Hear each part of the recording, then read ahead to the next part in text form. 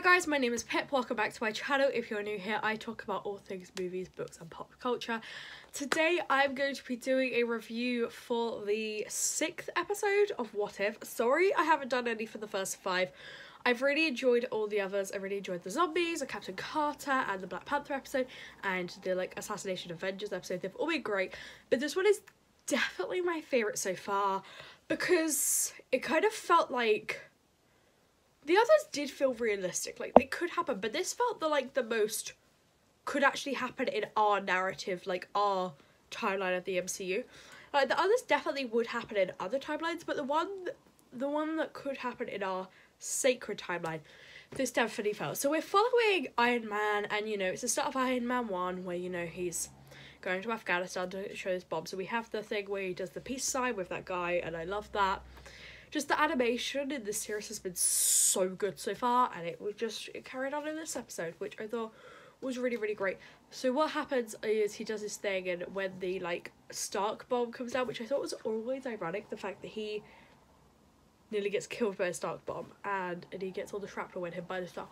And then what happens is Killmonger comes over to him and flies the thing away, and I was just like, when I watched that, I saw that in the trailer, so I already knew that was going to happen, and I kind of did like to know a bit what happened, and I just thought it was great, the fact that, and then Tony's like, do I know you? And then they just start getting to know each other, and then what happens is, Killmonger, at this press conference, leaks the fact that, oh, that guy, Tony's, right-hand man, what is his name? I don't remember his name, I'm gonna have to look that up.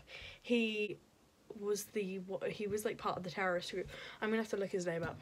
Ironmonger is his name, and he was in it, and I don't know why for some reason I forgot his name, but I thought it was really, really cool, and he just basically says that he was the one who was setting everyone up, but he was originally going to do it, and then what happens is Iron Man and Killmonger, they become besties, and they start building this machine, which is one that Killmonger wanted to do for his science fair project years ago. And what happens was they go to get vibranium because the first test run doesn't work because it's not vibranium. So what they do is they get vibranium to do it, and I thought, so the way they do it is they get that guy from the guy from Age of Ultron. I'll put his face on. I don't remember his name, and he has he's a guy on the black market, and they get some. But then what happens is Killmonger ends up killing T'Challa, which that hurt. That really did, that hurt.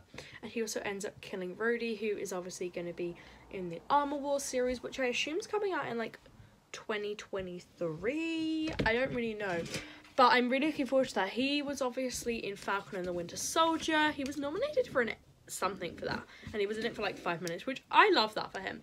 And then obviously we had Black Panther. I think it was played by Chadwick Boseman in this episode, I'm pretty sure, but R.I.P. Chadwick Boseman. He was just incredible, and I love Black Panther so much. It's one of my favourite movies of all time. But I just thought that was so you're killing off 2 main MCU characters, and then what happens is he comes out with a vibranium and then kills Iron Man. And it's crazy. And then the guy from Iron Man 2, is his name Ross? Thunderbolt Ross, that's his name.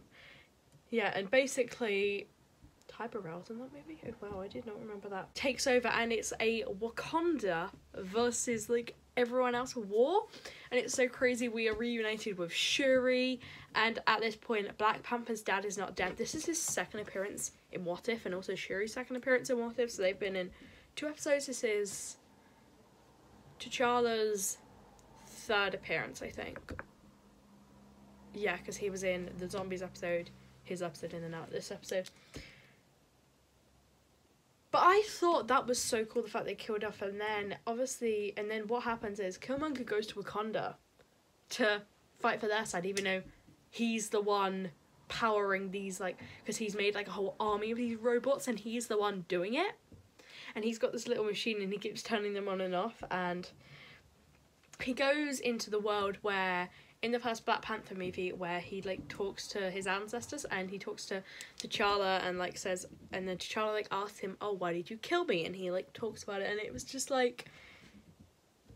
I don't get why he's doing it, but I think especially in the first Black Panther movie, you can definitely get a sense for why he does what he does. And it was very, very interesting, this episode. I feel like the best way to describe this episode was definitely interesting. It was just great, and goes off, but then what happens is there's a bit of a cliffhanger at the end, which I kind of actually liked. And Shuri is in Pepper Potts' office and is like, well, we both want Killmonger dead. And I'm like, I guess this could be continued in like season 2, because we've already been confirmed there's going to be a second season of What If. So that could be cool. And I definitely think, as for the episodes, it's my favourite so far, and not that many of them had a cliffhanger. Obviously, episode 3 had a bit of a cliffhanger with, like, Captain Marvel coming in, then obviously him finding Captain Carter. So I guess that might be continued in season 3, and also there was a little bit of a cliffhanger at number 2 and number 1. But there wasn't really a cliffhanger in Doctor Strange episode.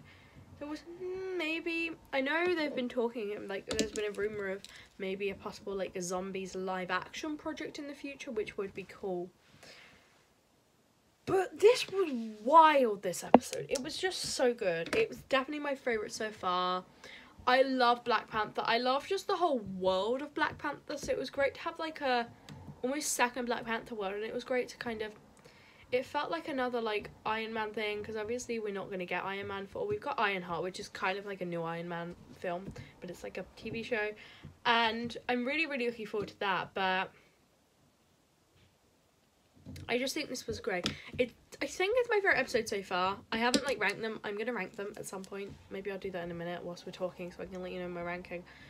But it's been a really strong episode. I don't know what next week's episode is.